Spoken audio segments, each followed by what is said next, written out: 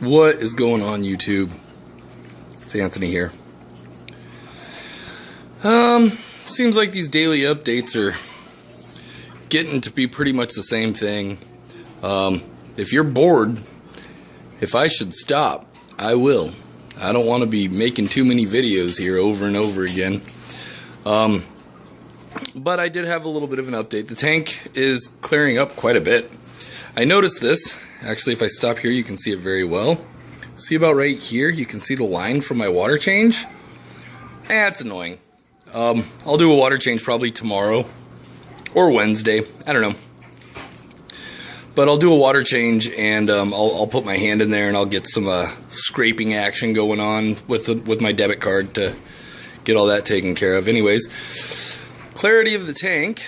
Let's see. The tank itself is dirty, but the water is it's clearing up quite a bit. You can see the sponge filter pretty clearly back there.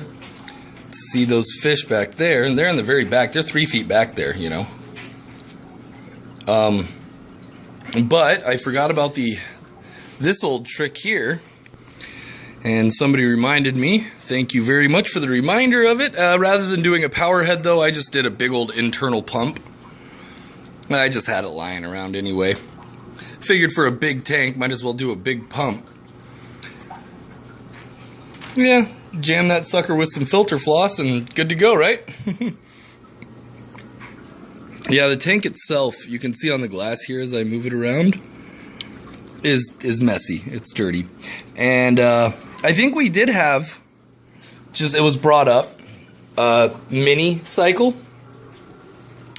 I'm quite confident that we did have a mini. Look at these guys. Man, they love eating. They love eating. And these guys have put on some serious color since I brought them home.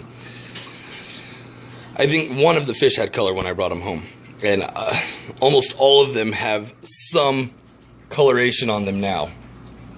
I mean, a couple of the females are still fairly drab. That's what a female will look like as they color up. Gosh, the tank glass is just dirty, or the acrylic is just dirty, and I feel gross for showing it. But like I said, I'll take care of it on Wednesday. Oh, another thing, like I was saying, that is attributing, in my opinion, to the cloudiness of the water is, if you see here where the egg crate is, see right back there, all through here. I don't know if that gives you the best view of it. Here, there's a good one. You see that big divot there? There,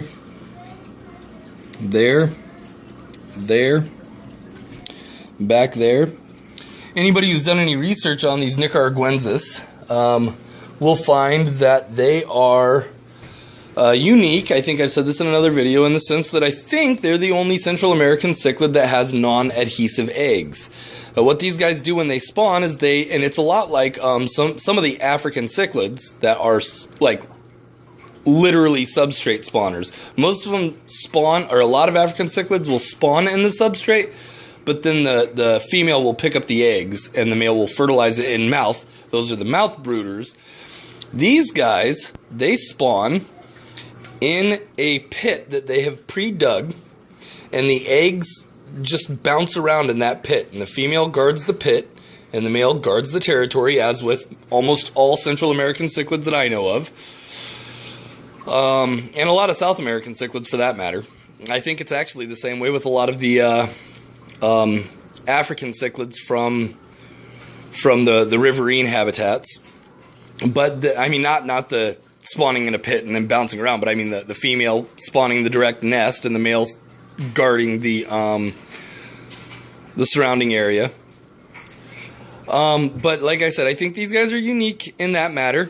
It's one of the reasons that I believe that they should not be clumped together with any other species of Central American cichlids. Now, I'm no scientist or ichthyologist or anything like that, but to me, the way that a fish breeds is part of what makes a fish in a certain family. The way that their teeth are shaped and what they eat, all those things are pretty characteristic of a family. So, I don't know. I don't think that these guys should be clumped together with the Nitropolis nematopus like I've heard recently that they have been. They're very unique in that bouncing egg pit matter I just discussed. But that's what we've got going on here, is these guys are digging out these pits right here, and they're guarding them. There's none doing it right now, of course. That one right there, they've got one. That's a male. He's really good looking. He's got a really nice blue head. And he has a pit dug back there that a convict just went down into, because he's paying attention to me and not the pit. You see the little convict down there. Hope there's not eggs down there. No, the female would be in there. I think he's waiting for a female. He's digging his pit and he's attracting females, trying to. There's a female back there. It kind of reminds me of like the sand sifters or the sand spawners of Lake Tanganyika. How the males will dig a pit and flash. Some of you familiar with the Tanganyikan cichlids will know what the flashing is. They'll flash. They're called flashers. And it'll attract females, and the females will come and spawn in their pit, and that's how they find a mate. Well, these guys are similar in the sense that the male usually does most of the excavating, but I believe that the males and the females will construct the nest. I've heard a couple different things on this. I've heard the male will construct it, and grab a female, bring her over, and say, hey, you know, check this out. Is this cool? If she doesn't like it, she turns around and leaves. If she likes it, they'll spawn there. If she turns around and leaves, male goes at it again and digs the pit bigger, better, whatever. And then he'll grab another female or the same one. Who knows? But it's just something really interesting about this species. It's one of the things that I really like about this particular biotope and about these particular fish. And it's one of the reasons that I have such big open sandy areas. I mean, you can kind of see it. Back there, there's a huge open sandy area. Let me see if I can go from the top. Maybe you'll be able to see better. No, maybe not. Anyways, the big open sandy area back there. There's a nice sandy area back there. The whole back of this tank is open, except for right over here. But then right behind this stick right here, and that area back there is a big open sandy area. So, and then alongside here, there's some littler sandier areas. It's because I want these guys to spawn. I want to see them do their natural thing. It's very interesting to me, and I'm excited. I'm excited to see it come along. Anyways, so clearing up the tank water right there. Bam. I'm gonna wipe down some acrylic from the inside when I do my water change, either tomorrow or Wednesday. Just depends. This one takes pretty long time to do water changes in, so it all depends. But that's my plan. That's where I'm at. The clarity has definitely cleared up quite a bit. It's just hard to tell because as the water has cleared up, the inside of the tank has become nasty, or can we call it yucky poo? Whatever. Anyways, thanks everybody for watching. Thanks for the subscriptions. Thanks for the comments. I really appreciate all the feedback, man. You guys make me feel like I'm awesome or something. I don't know. You know, huge thanks. You know, there's the thanks that I don't hear very often in the fish keeping community.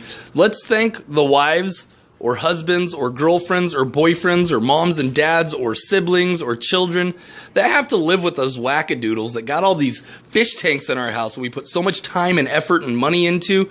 A big thanks to them. Big thanks to my wife particularly. She did not want this fish tank. I think she still looks at it with a little bit of a grudge. I think she's starting to appreciate the attractiveness of it, but she would definitely rather me have put a 180 here or something like that. But she tolerates it, and I'm thankful for that. We need to make sure that we're showing appreciation and thankfulness to those people around us who are directly affected by our hobby. And keep it in tip-top looking shape all the time. Keep our tanks looking good, unlike this one right here. Remember I showed you yesterday? Man, this was clear 3 days ago. Just green water. I need a little UV filter on that son of a gun. Anyways, that's that FinX Planted Plus light. That thing is banging, dude. That's way more light than what I should have got a Fuge Ray for that sucker. Anyways, back to the topic at hand. That's all my update. That's all I'm going to talk about. And again, thank you everybody. And be sure to say thank you to your wife or your husband or your best friend that you live with or your mom and dad that you live with for tolerating your hobby and try to make it as attractive as you can for them and for yourself so that they can learn to appreciate our hobby as well. Thank you everybody for watching. Have a good night.